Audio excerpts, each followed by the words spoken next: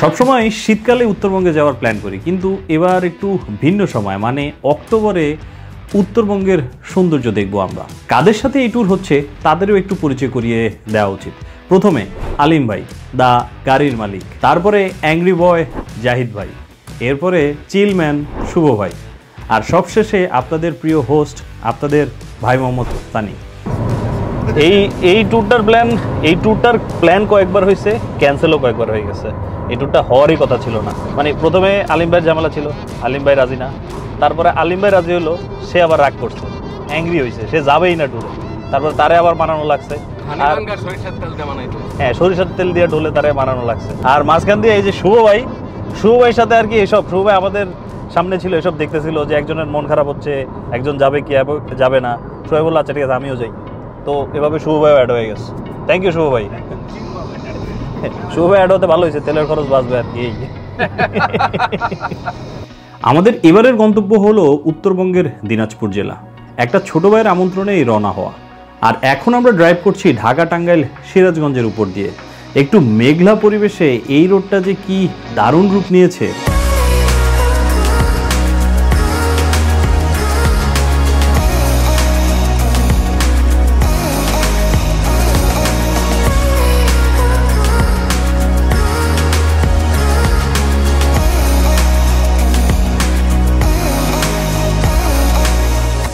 মাত্র হচ্ছে আমরা টোল দিলাম যমুনাতে, যাইতো আমার 200 টাকা দিছে। বেটা এত অপমান করে বললো ভাই 550 টাকা। আসল কাহিনী হচ্ছে আমরা তো মোটরসাইকেলে চালাই অভ্যস্ত, এখান দিয়ে যাই মোটরসাইকেল দিয়ে 50 টাকা দেই।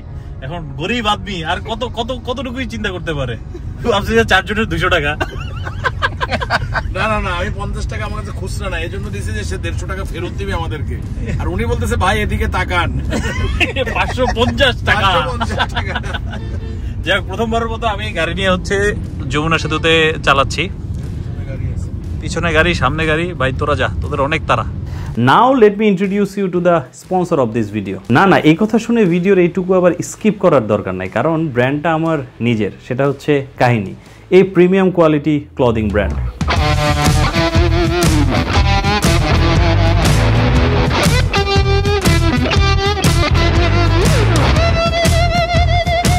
এবারে ট্যুরের মধ্যে কাহিনীর 3টা কালারই আছে। প্রথমে এই যে জাহিদ ভাই আছে হচ্ছে অলিভ কালার, মানে হচ্ছে লিভ।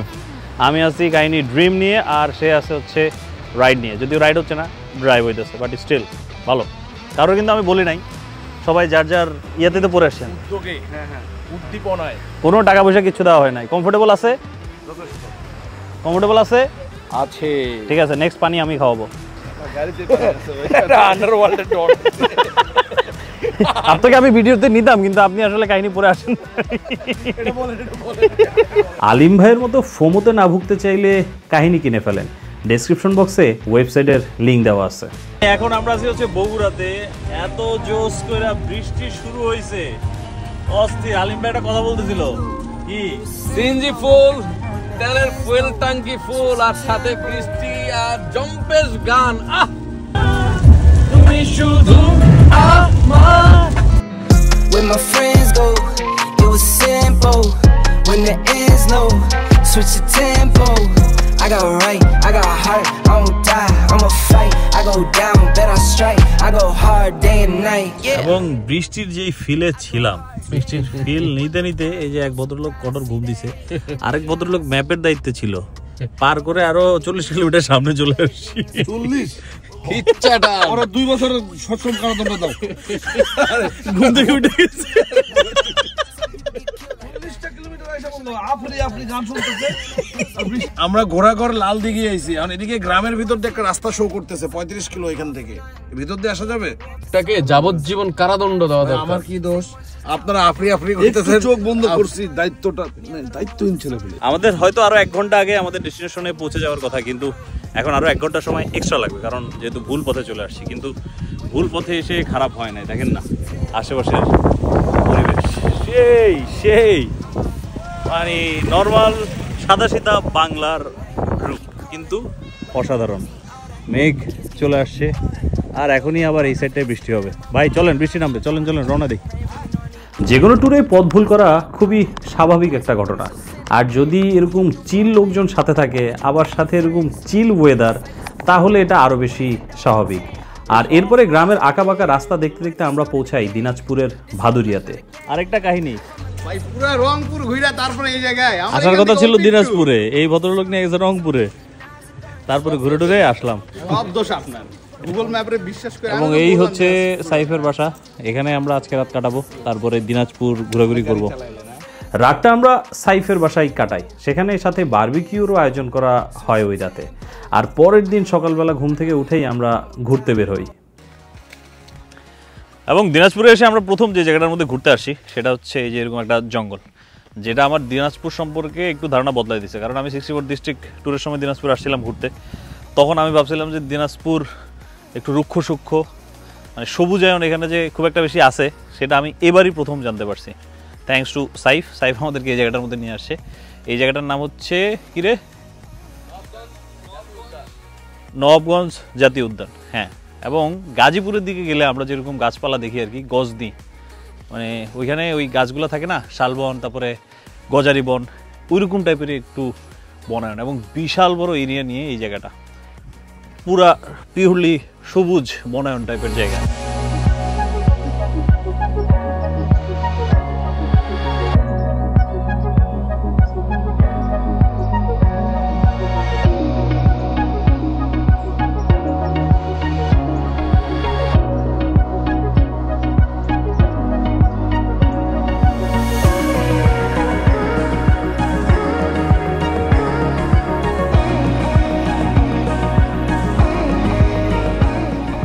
এবং এই জঙ্গলে এসে আর একটা ইন্টারেস্টিং ফ্যাক্ট জানলাম, সেটা হচ্ছে এখানে সাঁওতাল যে আদিবাসীরা আছে তারা হচ্ছে এখানে থাকে, এবং ওনাদের বড় একটা কমিউনিটি এখানে থাকে। তাদের কয়েকজনের সাথে কথাবার্তা হইলো। চাচাদের বাসা হচ্ছে কোন জায়গায়? এদিকে। আচ্ছা, আপনারা এই যে, আপনি কেমন আছেন? না, এটারে সাঁওতালি ভাষায় কেমনে বলবেন? হ্যাঁ, বিএসগি। বিএসগি মানে ভালো, ঠিক আছে চাচা। এবং সাঁওতাল কমিউনিটিতে যারা আছে তারা বেশিরভাগই হচ্ছে রাখাল আর হচ্ছে কৃষিজীবী মানুষজন, খুব সাদাসিধা জীবনযাপন। আর একজনের সাথে কথা বললাম, ওনার সাথে কথা বলে একটু অবাকই হয়েছি, কারণ ওনার বয়স 50, দেখে মনে হচ্ছে হয়তো 25 বা 26 এরকম। সে আমাকে বলতেছে আমার নাতি নাতনি আছে এত বড় বড়, এরকম অবস্থা। যাই হোক, এখন আমরা আরও একটা জায়গার মধ্যে ঘুরতে যাচ্ছি, সেটা হচ্ছে কান্তজির মন্দির। দিনাজপুরে আসেন আর যদি কান্তজির মন্দিরে না গেছেন তাহলে দিনাজপুরে এসে কোনো লাভ নেই। অনেক আগে যাওয়া হয়েছে, এখন আবার যাওয়া হচ্ছে। আমাদের প্ল্যানে একটু চেঞ্জ আসছে, কারণ পেটে প্রচুর খিদা। হ্যাঁ, আর এই তার খিদার জন্যই আমরা কান্তজির মন্দিরে পরে যাব। আগে হচ্ছে এখন আমরা হাঁসের মাংস খাবো। আর হাঁসের মাংস খাওয়ার জন্য যে জায়গাটার মধ্যে আসছি এটার নাম হচ্ছে বিন্নাকুড়ি, মমতাজ হোটেলের হাঁসের মাংস। আর এই যে ফগগুলো দেখতেছেন আশেপাশে, এটা হচ্ছে গাড়ির ভিতরে এতক্ষণ যে এসির ভিতরে বসেছিলাম সেটার ফগ, চারিদিকে ফগই হয়ে যাচ্ছে। এবং এটা শুধুমাত্র হাঁসের মাংস না, এটা হাঁসের মাংসের কালাভুনা।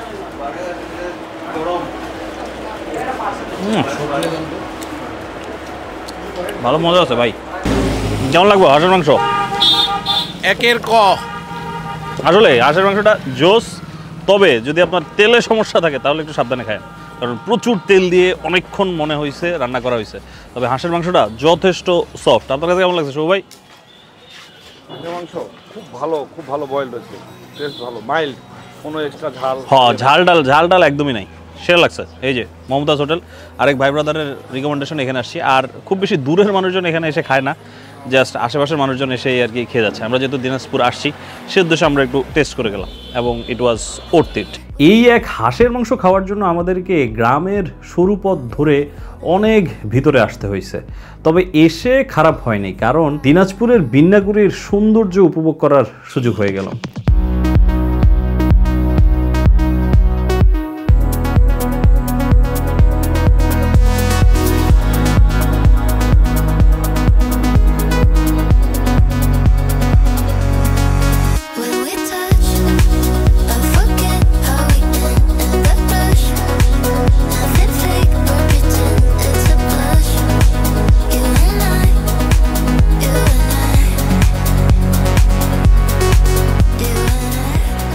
এবং ফাইনালি আমরা হচ্ছে কান্তজির মন্দিরে এসে পৌঁছাইতে পারছি, কিন্তু এখন বাসটা হচ্ছে প্রায় 5:30, মানে দিনের একেবারে শেষ ভাগে এসে যখন আলো নেমে গেছে ঠিক তখন এসে কান্তজির মন্দিরের সামনে পৌঁছাইতে পারছি।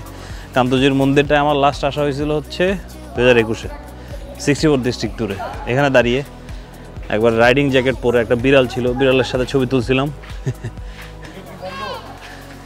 আর এবার যখন দিনাজপুরের প্ল্যান আবার হয়েছে, তাই চিন্তা করলাম এখানে আরেকবার আসতেই হয়। আর জায়গাটা অনেক বেশি হিস্ট্রিক্যাল। এই কান্তজির মন্দিরটা দাঁড়িয়ে আছে প্রায় 300 বছরের ইতিহাস নিয়ে। এটা বিখ্যাত এর নির্মাণ শৈলীর জন্য। এর প্রতিটি ভাঁজে ভাঁজে গেঁথে আছে অসংখ্য টেরাকোটা, যেগুলো হয়তো সেই 300 বছর আগের নানা রকম কাহিনীর প্রতিফলন।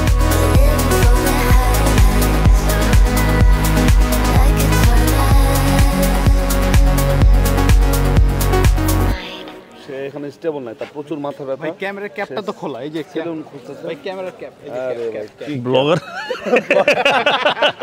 এটা কোনো কথা? ক্যাপ লাগে নাকি? আমগো ক্যাপ লাগে না, মনের চোখ দিয়ে দেখে।